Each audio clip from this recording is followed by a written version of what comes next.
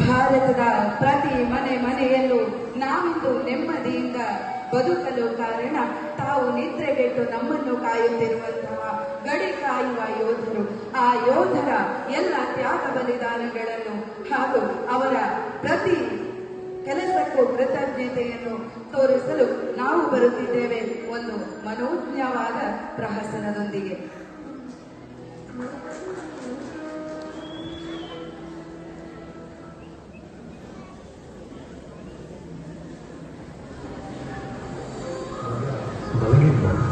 ಅವನ್ನ ಆವಾಗ್ಲೇ ಮಲಗಿಸಿ ನೀವ್ ಯಾವಾಗ ಬರ್ತೀರಾ ಅಂತ ಕಾಯ್ತಾ ಇದ್ದೆ. ಮಗುಳ ಜಾಗ್ರತೆ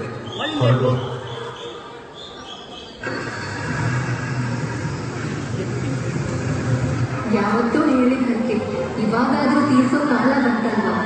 ಅದಕ್ಕೆ ಎಲ್ಲದಕ್ಕೂ ಕಾಲ ಕೂಡಿ ಬರಬೇಕು ಅಂತ.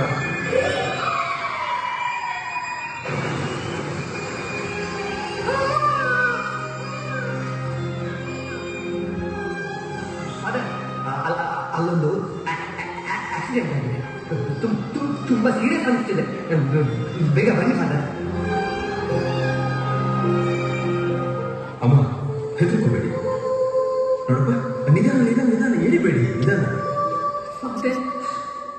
ನಾವು ಬದುಕ್ತೀವಿ ಅನ್ನೋ ಯಾವ ಗ್ಯಾರಂಟಿನೂ ಇಲ್ಲ. ಈ ಮಗು ನಾವಿಬ್ರು ಪ್ರಪಂಚ. ಇವನ ದೇಶ ಸೇವೆಗೆ ಮುಡುಪಾಗಿರ್ಬೇಕು ಅನ್ನೋದು ಅವರ ಆಸೆ ಆಗಿತ್ತು. ಅದನ್ನ ನೆರವೇರಿಸ್ಕೊಡ್ತೀರಾ ಫಾದರ್?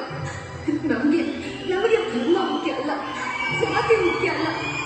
ಇವರಿಗೆ ದೇಶದ ಬಗ್ಗೆ ಮಾತ್ರ ಪ್ರೀತಿ ಮೂಡಿಸಿ ಬೆಳೆಸಿ. ಆಯ್ತು, ನಿನ್ನ ಮಾತನ್ನ ನಾನು ನಡೆಸ್ಕೊಡ್ತೇನೆ.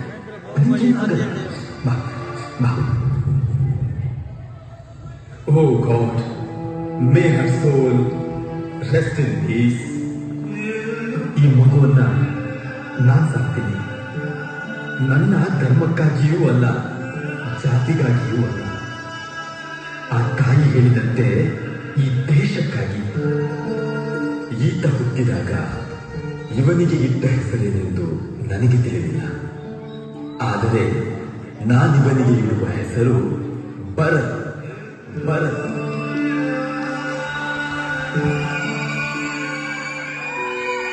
ನಮಸ್ತೆ ಫಾದರ್, ನನ್ನ ಹೆಸರು ಶರೀಫ್ ಅಂತ.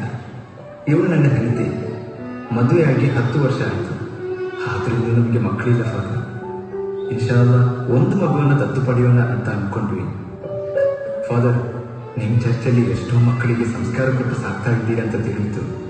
ನಮಗೂ ಒಂದು ಮಗುವನ್ನು ದತ್ತು ಕೊಡ್ಬೋದಾ ಫಾದರ್? ಫಾದರ್, ನಮಗೆ ಅದೇ ಮಗುವನ್ನು ಕೊಡ್ಬೋದಾ? ಅವರಿಬ್ಬರನ್ನು ಕಂಡಾಗ ನನಗೆ ತಾಯಿ ಮಗುವಿನ ವಾತ್ಸಲ್ಯವೇ ಕಾಣಿಸಿದೆ.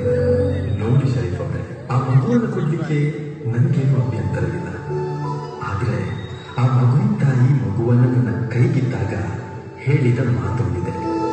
ಜಾತಿ ಧರ್ಮದ ಲೇಪವಿಲ್ಲದ ದೇಶ ಪ್ರೇಮದ ಪ್ರೀತಿಯಿಂದ ಈ ಮಗುವನ್ನ ಬೆಳೆಸಬೇಕು ಎಂದು.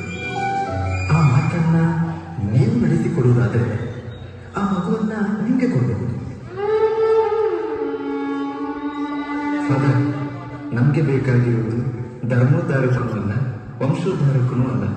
ಬದಲಾಗಿ ಈ ತಾಯಿಗೊಂದು ಮಗು ಮಾತ್ರ. ತಾಯಿ ಆಸೆಯಂತೆ ಈ ಮಗುವನ್ನ ದೇಶೋದ್ಧಾರಕನನ್ನ